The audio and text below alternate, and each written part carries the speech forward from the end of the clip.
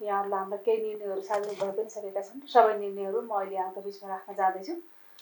प्रधानमन्त्री तथा मन्त्री कार्यालयका तर्फबाट नेपाल विशेष सेवा विषय संशोधन नियमावली 2081 मा लोकसेवा आयोगको परामर्श माग गर्न स्वीकृति दिने भन्ने निर्णय भएको छ र प्रधानमन्त्री कार्यालयकै प्रस्तावमा 81 साल जेठ 17 देखि 18 सम्म मङ्गोलियाको उलानबाटरमा आयोजना हुने कोलम्बो प्लानको 48औं बैठकमा राष्ट्रिय योजना आयोगका माननीय उपाध्यक्ष डाक्टर मिनबहादुर श्रेष्ठलाई सहभागी हुन स्वीकृति प्रदान गर्ने भन्ने छ। त्यसै गरेर प्रधानमन्त्री कार्यालयकै प्रस्तावमा जर्मनीको बोनमा सञ्चालन हुने UN क्लाइमेट कन्फरेन्स अन्तर्गत expert dialogue on mountain and climate change कार्यक्रममा राष्ट्रिय योजना आयोगका माननीय सदस्य डाक्टर अरविन्द कुमार पौडेललाई मिति 2081 साल जेठ 21 देखि 25 सम्म सहभागी हुन स्वीकृति प्रदान गर्ने भन्ने निर्णय भएको छ। र त्यसै गरेर प्रधानमन्त्री कार्यालयकै अर्को प्रस्ताव छ 81 जेठ 19 देखि 24 सम्म कोलम्बियाको बोगोटामा आयोजना हुने special jurisdiction for piece JEP बोगोटामा सहभागी हुन माननीय महान्यायाधिवक्ता डाक्टर दिनमणि पोखरेल, सत्यनिरूपण मामला आयोगका सचिव श्री उदयराज सापकोटा, कानुन न्याय तथा संसदीय मामिला मन्त्रालयका सचिव श्री फणिन्द्र गौतम र नेपाली सेनाका उपरथी जीवन प्रसाद दाहाललाई स्वीकृति प्रदान गर्ने भन्ने अर्थ मन्त्रालयको प्रस्तावमा एसियाली विकास ब्याङ्कको आयोजनामा फिलिपिन्सको मनिलामा मिति 81 जेठ 21 देखि 22 सम्म सञ्चालन हुने leadership forum on rising the profile of performance audits for SAI leaders and key stakeholders विषय कार्यक्रममा सहभागिताका लागि माननीय महालेखा परीक्षक तोयम रायलाई स्वीकृति प्रदान गर्ने भन्ने भएको छ। र यो उद्योग वाणिज्य तथा आपूर्ति मन्त्रालयको प्रस्तावमा नेपाल र चीन सरकार बीच हुने भूकम्पीय अनुसन्धान सम्बन्धी समझदारी पत्र MOU स्वीकृत गर्ने र उक्त समझदारी पत्र MOU-मा हस्ताक्षर गर्न अख्तियार दिने भन्ने पनि निर्णय भएको छ। उद्योग वाणिज्य मन्त्रालयकै प्रस्तावमा सहसचिव श्री तारादत्त भट्टलाई नेपाल प्रत्यायन केन्द्रको कार्यकारी निर्देशक पदमा कामकाज गर्न तोक्ने भन्ने निर्णय भएको छ। गृह मन्त्रालयको प्रस्तावमा प्रचलित कानुन बमोजिम इजाजत प्राप्त गरेका यात्रा अनुमति प्राप्त नगरेका हात हतियारहरू इजाजत बाहेकले घर बाहिर लैजान नपाउने र यात्रा इजाजत प्राप्त गरेका हात हतियार समेत तोकेका स्थानमा लैजान नपाउने गरी निषेध गर्ने भन्ने निर्णय भएको छ। परराष्ट्र मन्त्रालयको प्रस्तावमा सम्माननीय राष्ट्रपति रामचन्द्र पौडेलज्यूले नेपाली प्रतिनिधिमण्डलको नेतृत्व गर्दै 81 जेठ 31 गते स्विजरल्यान्डको जेनेभामा आयोजना हुने अन्तर्राष्ट्रिय श्रम सम्मेलनको 112औं अधिवेशनमा भाग लिने र सो पश्चात गर्नुहुने सङ्घीय गणतन्त्र जर्मनीको भ्रमण कार्यक्रम स्वीकृत गर्ने भन्ने पनि निर्णय भएको छ। होम व्यवस्था सरकार तथा गरिबी निवारण मन्त्रालयको प्रस्तावमा 1500 अस्पताल निर्माण गर्न बनेपा नगरपालिका काभ्रे पलाञ्चोकलाई सार्वजनिक जग्गा प्रयोग गर्न स्वीकृति दिने भन्ने निर्णय भएको छ। वन तथा वातावरण मन्त्रालयकै प्रस्तावमा न्यादी जलविद्युत आयोजनाको प्रसारण लाइन आयोजनाको टावर र राइट अफ वेको विकास निर्माणको लागि लमजुङ जिल्लाको मर्स्याङ्दी गाउँपालिकामा रहेको वनको 2.95 हेक्टर जग्गा प्रयोग गर्न दिने र सो जग्गामा रहेका विभिन्न प्रजातिका रुख पोल हटाउन स्वीकृति दिने भन्ने निर्णय भएको छ।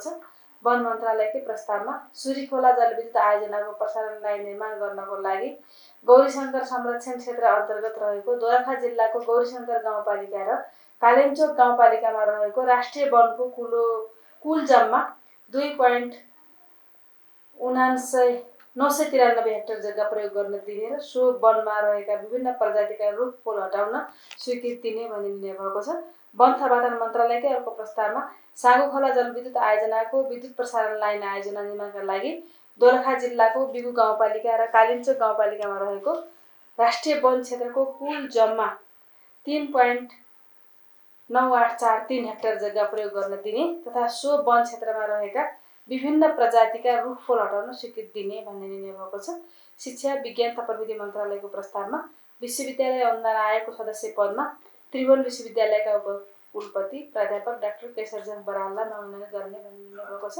शिक्षा विज्ञान तथा प्रविधि मन्त्रालयकै अर्को प्रस्ताव छ त्रिभुवन विश्वविद्यालयको नाममा विभिन्न ठाउँमा रहेको जग्गामध्ये प्रारम्भिक चरणमा काठमाडौँ उपत्यकाभित्रको जग्गाको अध्ययन अनुसन्धान छानबिन भवन लगायत अन्य अचल सम्पत्तिको खोज तथा लगत सङ्कलन संरक्षण उपभोग व्यवस्थापन र आवश्यक अन्य कार्यका लागि अध्ययन गरी ठोस प्रतिवेदन पेश गरेर नेपाल सरकारका पूर्व सचिव श्री शारदा प्रसाद तिर्तालको संयोजकत्वमा नेपाल सरकारका पूर्व सचिव सहसचिव द्वय श्री महेन्द्र कुमार थापा एवं श्री जानकी वल्लभ अधिकारी सदस्य प्राध्यापक डाक्टर प्रेम सागर थापालाई त्रिवी विज्ञ सदस्य र शिक्षा विज्ञान तथा प्रविधि मन्त्रालयको उपसचिव सचिव रहेको यस समिति गठन गर्ने भन्ने निर्णय भएको छ।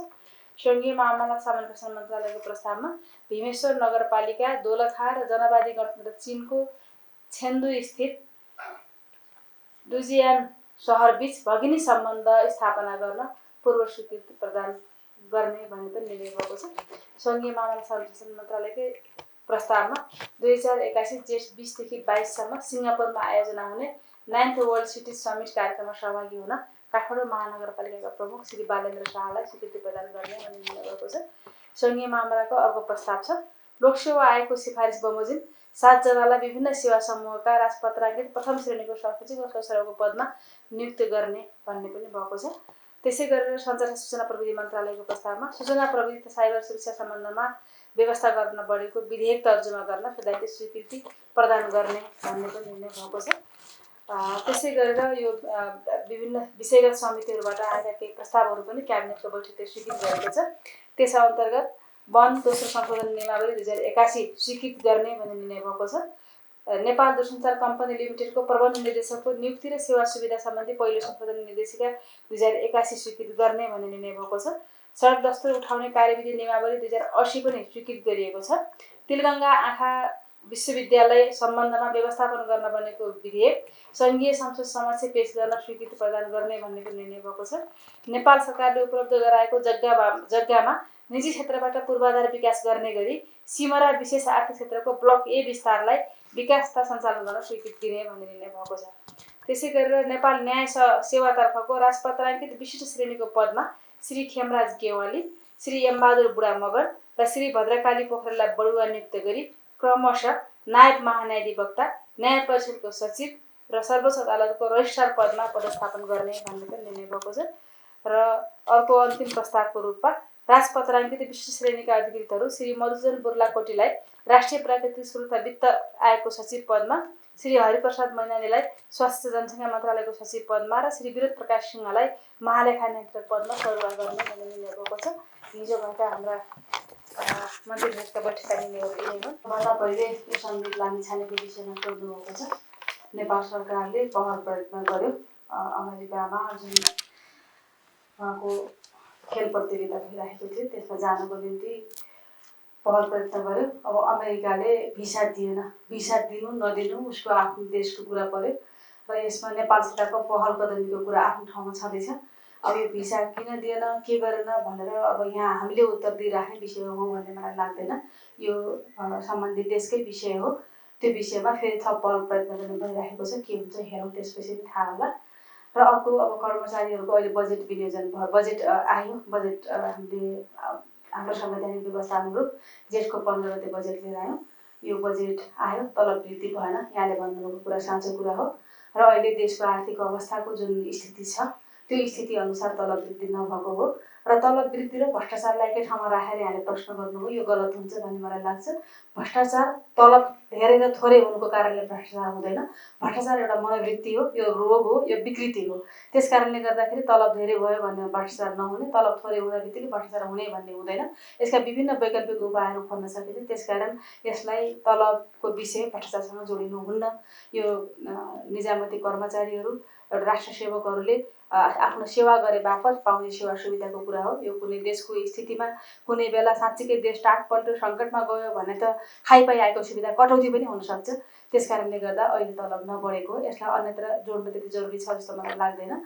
र अर्को यो गृह मन्त्रालयले यो महिला प्रहरी, ट्राफिक प्रहरीहरूलाई महिनावारीको बेलामा 4 दिनसम्म सडकमा नउभ्याउने र अरूलाई अब यो त्यस बापत मापसी गरेर आएका जुन सजाय पाएका व्यक्तिहरू हुन्छन् उनीहरूलाई कन्ट्रोल गर्न लाउने भन्ने बाहिर मिडियामा न्युजहरू पनि आएका छन्। त्यो कुरा सवारी नियम उल्लङ्घन, मापसी सबै लगायत जे सब गल्ती कमजोरी गरेर जो भएको छ त्यसलाई चाहिँ त्यसको सट्टामा भनिदिन्छ। यसमा तपाईँले उठाउनु भएको कुरा जेन्युन छ भन्ने मलाई लाग्छ। यसको निम्ति आवश्यक कार्यविधि, नियम, कानुन पनि चाहिन्छ र यसमा अब गृह मन्त्रालयले कसरी गरिरहेको छ हामी यसमा अलिक गएर पनि गरौँला। र यो अलिकति महिलाहरूप्रति अब केही उहाँहरूको जुन विषयहरू उठिरहेका छन् बाहिर, उहाँहरूलाई एउटा सदासिधा देखाउन खोजिएको र केही सुविधा दिउँ भन्ने मनसाय होला मान्य मन्त्रीको जस्तो लाग्छ मलाई यसमा। र यसमा अब कार्यविधि नियम कानुन के छन् कस्ता छन् भन्ने विषय चाहिँ हामी गृहमा थप इन्क्वायरी गर्नेछौँ। मैले यसमा यति नै राखेँ।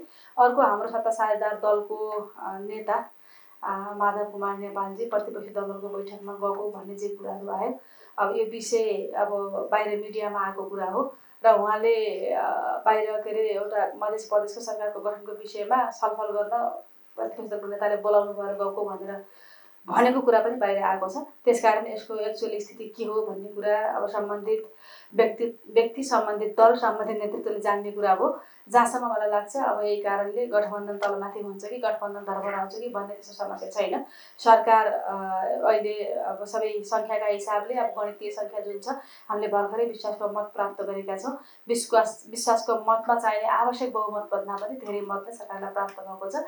त्यसकारण यही कारणले यही घटनाले गठबन्धन केही भइहाल्छ कि तलमाथि भइहाल्छ कि भन्ने त्यो स्थिति होइन। अहिले सरकारमा त्यो समस्या छैन। मैले यति नै कुराहरू राख्न चाहेँ र अरू बाँकी कुराहरू साथीहरूले जुन प्रश्न राख्नुभयो यसका लागि चाहिँ धन्यवाद भन्दै मेरा भनाइ अन्त्य गर्छु। धन्यवाद।